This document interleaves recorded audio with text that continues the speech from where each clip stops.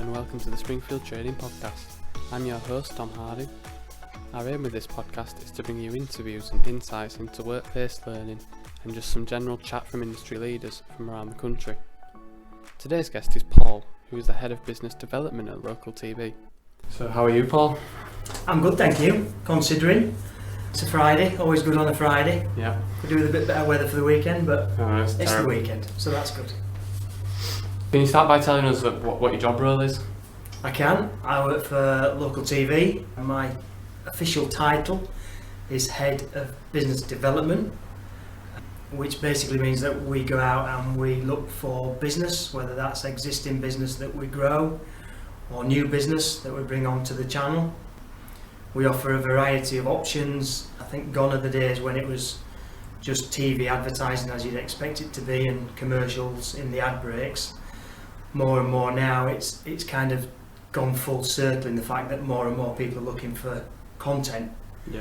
And 90% of my job now really is identifying clients who need content and good rich video, whether that's for a corporate video for a website. Yeah. We offer a series of mini films that tell stories over a period of time. We've worked with you guys recently doing staff bios, which work really well, so hopefully we can do more of those for businesses moving forward. We do show reels, we do recruitment videos, and we recently did a video for a local charity called Health for All. Mm-hmm. They, like everybody else, have had a tough year. They've got support hubs in and around Leeds where they support people who are going through tough times. And it was their AGM meeting, I think it was in June, and normally they'd do a PowerPoint presentation, but we kind of suggested to them, instead of doing a 20-page PowerPoint presentation which everybody falls asleep by page 10, why don't we kind of document all the work you've done and how different it's been from both the hub point of view and the people who work for you and how difficult they've found it, but how successful you've been through that last 12 months, and tell some great positive stories about what you've done, which then you can share with your shareholders. And it ended up I think we'd suggested a 3-minute video, but by the time we'd been around to all the hubs, we had so much great content, it turned into a 7-minute feature, which is we thought 7 minutes, people are going to be bored with this after 3 minutes. But when you watch it, it was such great uplifting content of the great work they've done. It just flowed fantastically well, and 7 minutes was just gone very, very quickly. Yeah, when it's good content though, you do watch it. I know, I've put a long video and I thought, 4 minutes, but then I've watched it all. That's the key, because people say to us, how long should it be? And it's not how long it should be, it's how long is it going to be of interest to your target audience. Whether you use that on your website or your social media or events and exhibitions, it's key that it's it's interesting content that keeps you interested in it. And it could be a minute, it could be 2 minutes, it could be 4, 5, 6, 7 minutes, but as long as it engages someone to want to watch it for that length of time, that's the key to it. Yeah, definitely. So what does a day-to-day look like at Local TV?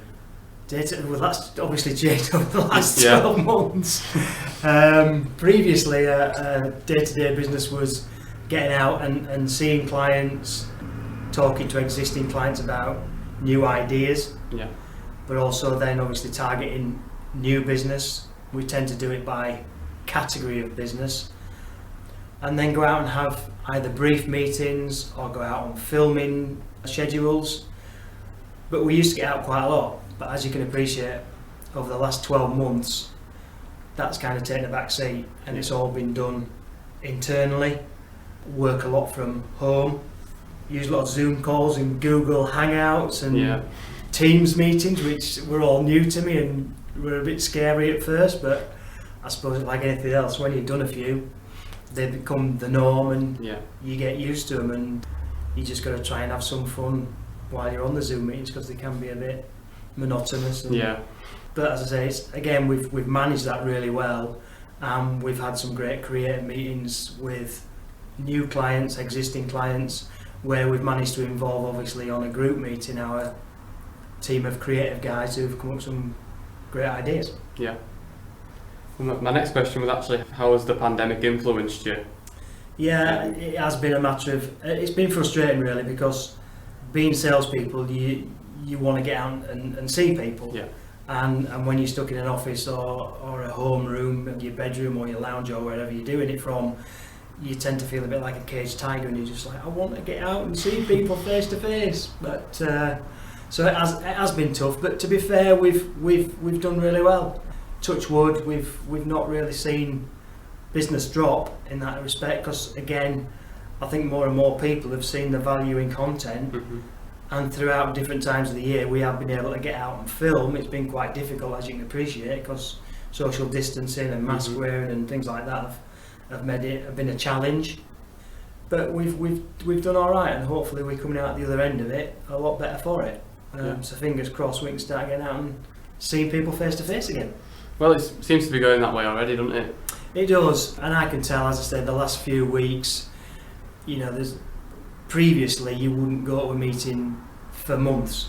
Now we're doing regular meetings, and I'm probably getting out and seeing 2 or 3 clients a week, which is still not ideal, but at least it's a step forward. Yeah.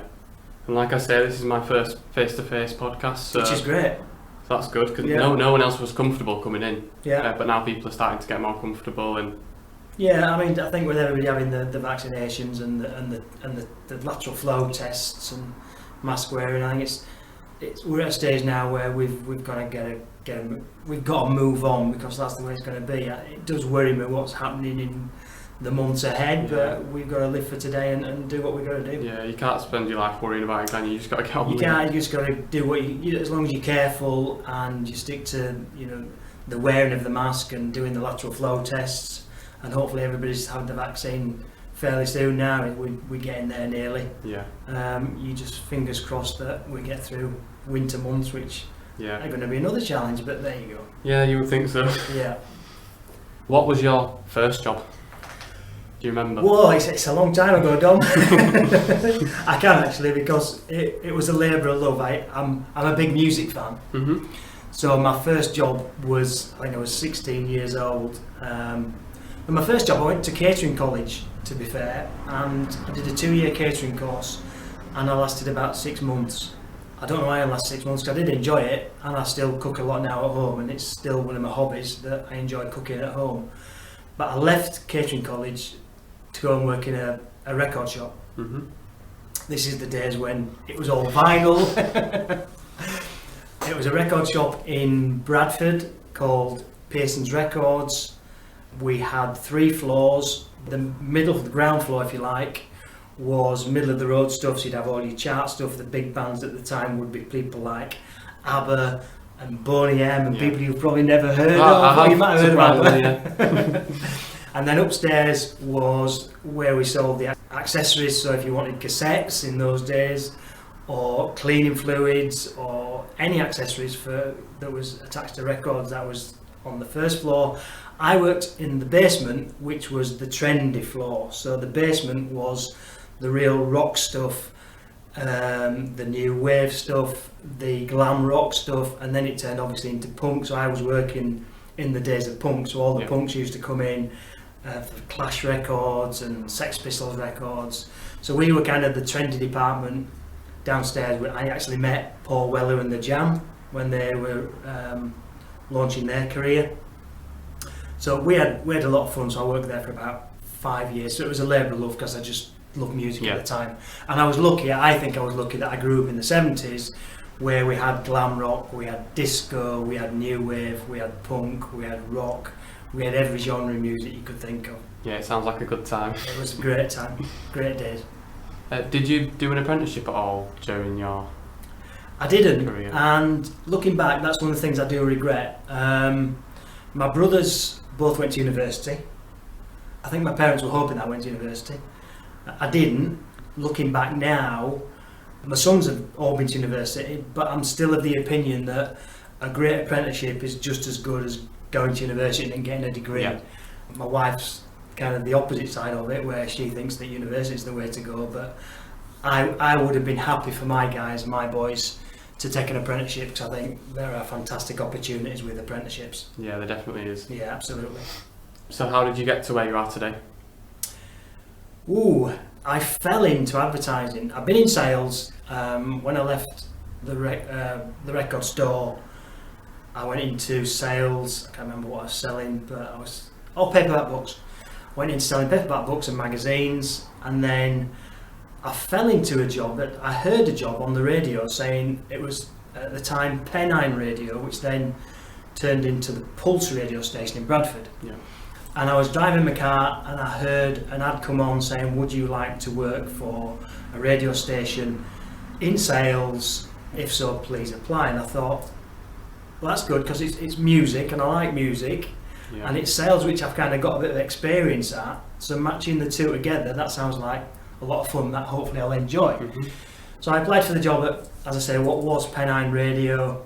Got offered the job, fortunately. And then went through Pennine, then changed into the Pulse, stayed at the Pulse, became, I think, through becoming sales exec, senior sales exec, sales manager to sales director at the Pulse, then went on to work for what was Real Radio, Yeah. which I don't think is around, well, I know it's not around anymore, and then went and launched a radio station in Liverpool called Juice FM. Mm-hmm. Which I'm pretty sure Juice is still there. And we launched this brand new station in Liverpool, which was great fun. So I did that for about 2 or 3 years, and then we decided to move to Cornwall. It was a wet, windy January Sunday afternoon where we thought, in an ideal world, where would you like to bring the boys up, and which part of the world would you like to live? It's strange because I kind of said I'd fancy living in Cornwall for a bit, and my wife said exactly the same. And the ironic thing is, neither of us had ever been to Cornwall in our lives. We just heard lots about it. So I kind of just threw out an application to the local radio station in Cornwall, which was Pirate FM. I said, if you've got anything in the next 12 months in a senior role, I'd like to know more, because we're looking at bringing the family down to live in Cornwall. Yeah. And within 2 weeks, so I suppose this was fate, I got an email back saying, we've got your application. We've actually got a position for sales manager at Pirate FM. Would you come down and interview?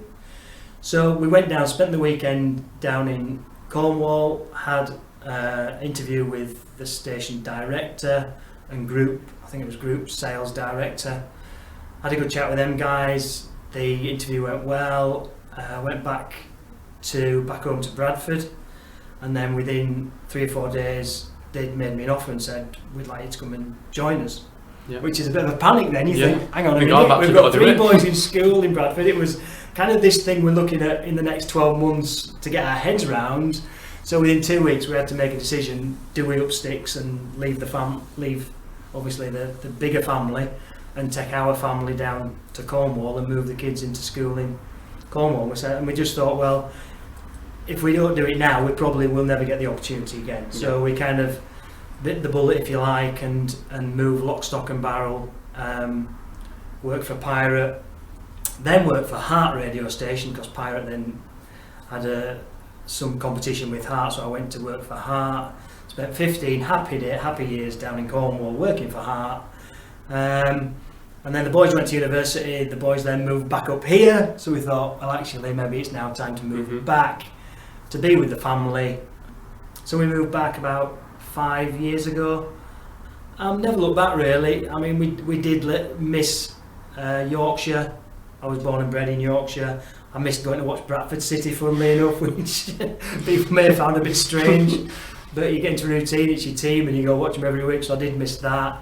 And people say, do you miss not being in Cornwall? And the answer is no, I don't. I just love Yorkshire, and I did miss it, and it's great to be back. Yeah, I've never been to Cornwall either. Have you not? No. Cornwall's great. Planning on going next year actually with my Go out of season, because the 6 week holidays are mental. It's just crazy. Yeah. But I would recommend it, and I'll tell you the best places to go. Okay. How long have you worked for local TV then? So when I came back, one of my radio contacts was MD at what was Made Television. Contacted me and said, I know you've spent 25 years in radio, but we've got some great opportunities at local TV. And kind of, I got really excited about being able to sell TV. It's kind of similar sell to radio. It's all about selling the creative aspect of it and making sure that you're selling great ideas first and foremost. Because I'm a great believer in what is the creative-led sell. First and foremost, you sell an idea and then you attach a cost to it. Mm-hmm. Hopefully then by which time people have bought into the idea and can see the benefits that they're going to get from the campaign. So it was a similar sell in that respect. TV and radio had very many similarities. And I just thought this is a new challenge. So and it was at the point when May Television was growing, it was kind of in its infancy. Yeah. And I wanted to be part of that. And 5 years on, still enjoying it, still loving what I do. I now turned into Leeds TV, part of local TV, which has got now 9 channels across the country. We just got Manchester last year, which is a great one to get. Yeah. We're in all the major cities: Newcastle, Sunderland, Birmingham, Bristol, Leeds, Liverpool, Manchester, Cardiff, and we're going from strength to strength, and it's great fun. So tell us one thing that you love about your job. If you could just pick one thing. Or you can say a few. It sounds a bit cheesy meeting people, but I think every job that I've been in, that's been kind of the key. That I meet some great people, and I've made some great relationships. Relationships where we've not just become clients, they've become actual friends. I mean, I've been invited to 2 or 3 weddings of what were clients that then became good friends. So I guess there's that side of it. But then if I can have 2 reasons, the other side of it would be the creative side of it, and coming up with a great brief and answering that brief with some great ideas, whether that be in radio with great radio production or now in TV with some great video content. Yeah. So do you have any work experience people? We have had work experience people. We usually get 2 or 3 kind of per year. Yeah. And they work in different departments, so we might get one in our editorial team who will work with our news guys. Mm-hmm. We've got one in the digital team who again work with our digital team on the social media side of it. Yeah.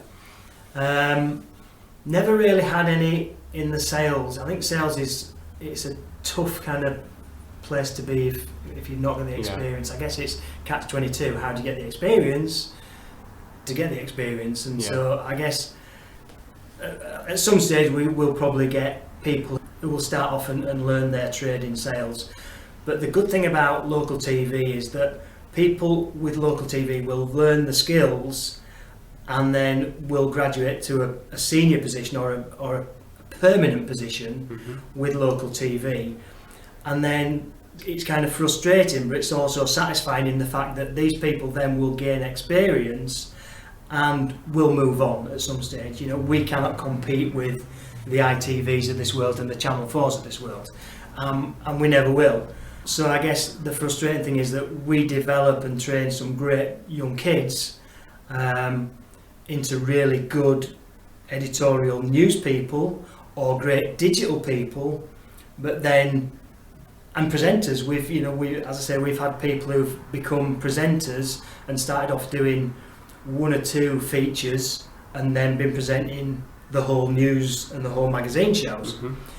But as you can appreciate, if we have really good presenters and really good digital people and really good news people come knocking on the door and say, look, we know how good you are, do you fancy coming to work for ITV and Channel 4 and we can offer you X, Y, Z? Mm-hmm. And as I say, so I think local TV is seen as a good grounding for these young kids, if you like, and a great place to start. But you know, we're under no illusions that these good people will become better and better and more experienced and move on to bigger and better things. And you know, they go with our blessing. It is frustrating because we're back to square one, but guess what? We find the next new big thing and potential presenters and we see them through. Yeah. This is the last question. Okay. It's one that we ask everyone that comes on. Okay. What profession other than your own would you like to attempt? What profession other than my own would I like to attempt now, or would I have liked to attempt when I was younger? You can answer both. Right, okay. Well, I'm a bit old now, but I did have trials at Bradford City.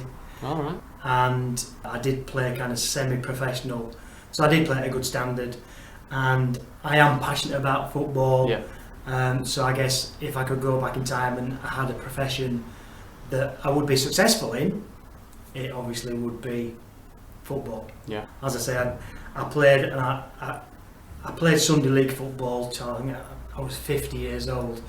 In fact, I played in Cornwall. This was the ultimate kind of match that I could dream of, because I've got 3 boys.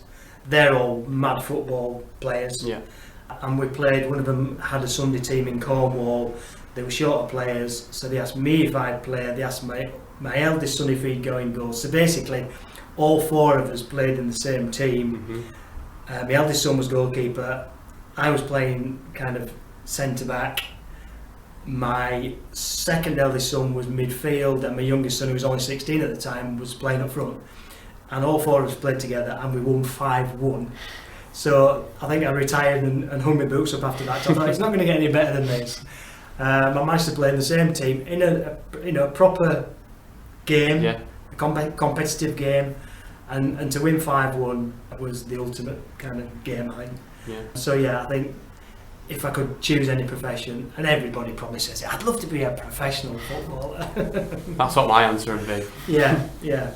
But, that's the question, and that's where no chance of it ever happening, because I think, it's only the elite who get to that stage.